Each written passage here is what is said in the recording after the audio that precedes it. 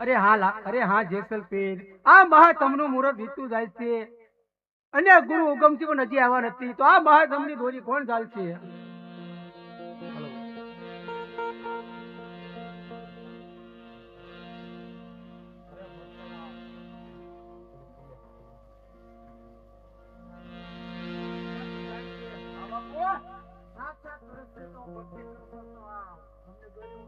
હા બાપુ, તમે તો મહાન સંત કહેવાઓ.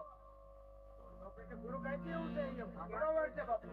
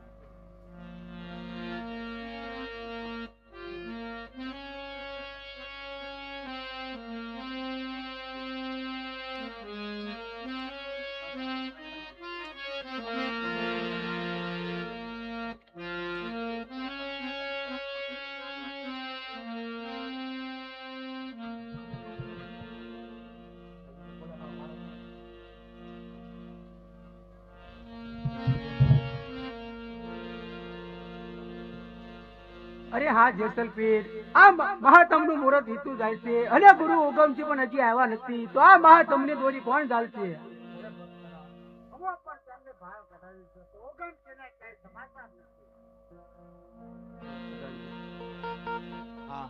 મહાતમની દોરી તો અમારા મહારાજા જાત છે, તો મહાન સંત છે. એવા હુકમસિંહ શું આવા તો અમારા મહારાજ સંત છે. અરે હા પ્રધાનજી, જો તમારા મહારાજાને મહાતમની દોરી ચાલવી હોય તો ઉકળતા તેલકળાની અંદર સ્નાન કરી અને પ્રમાણપત્ર બતાવો, પછી મહાતમની દોરી ચાલો. અરે અત્યારે પ્રમાણપત્ર બતાવવાનો સમય ક્યાં છે? આ તો મુહૂર્ત વયું જાય છે, એટલે મારા મહારાજ તમારું મુહૂર્ત સાચવી લે. કેમ મહારાજ, બરોબર ને? અરે બાપુ, ઝાલા તમની દોલી.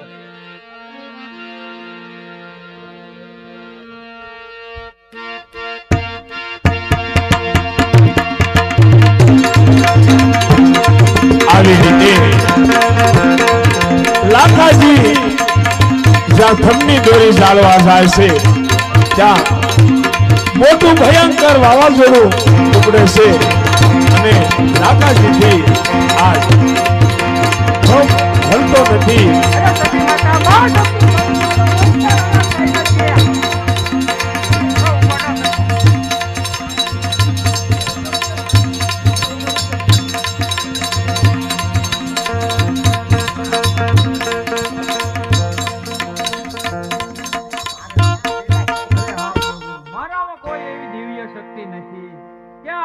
દોરી ઝાલી શકું, પણ તન મન ધન થી મેં તમારી સેવા ભક્તિ કરી હોય તો આ વાવાઝોડું ઊભું રહી જાય. હે ગત ગંગા, દેજો પરમાનંદ. આવી રીતે લોકોને રામદેવજી બાપાને યાદ કર્યા છે અને 100 માણસો આ જે વાવાઝોડું હતું એ બંધ થઈ ગયું છે અને લોયણથી થંભ ઊભો થાય છે. બોલે રામદેવજી મહારાજની, બોલે રામદેવજી મહારાજની.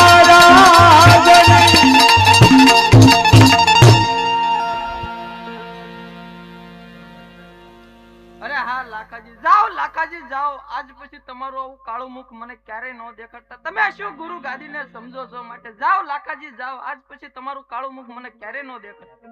તમે મારા શિષ્ય છો એટલે હું તમને કાંઈ નથી કહેતો. ચાલો બાપુ હાલો.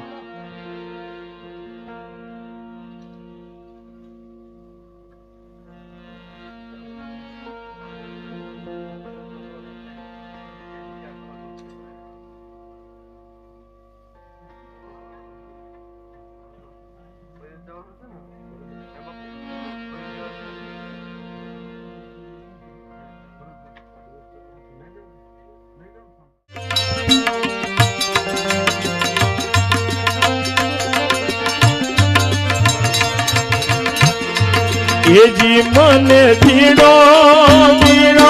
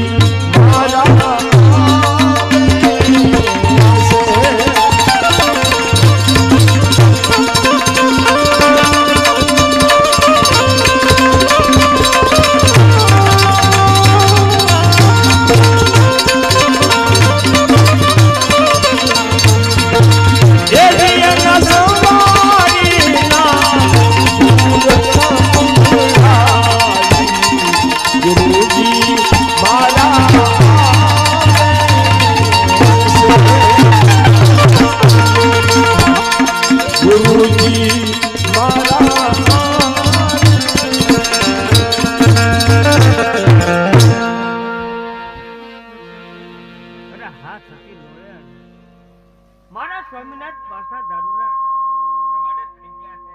એટલે સત્યનો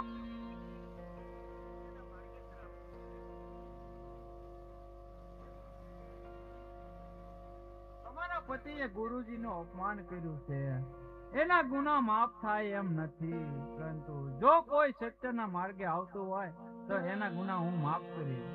બહુ સારું. અને મારે તમારા મહેલમાં આવી અને રામાપીર બાપાનો પાઠ કરવો જોઈએ. ભલે ચૂકી લો તો પધારો તમે અમારા મહેલમાં. બહુ સારું.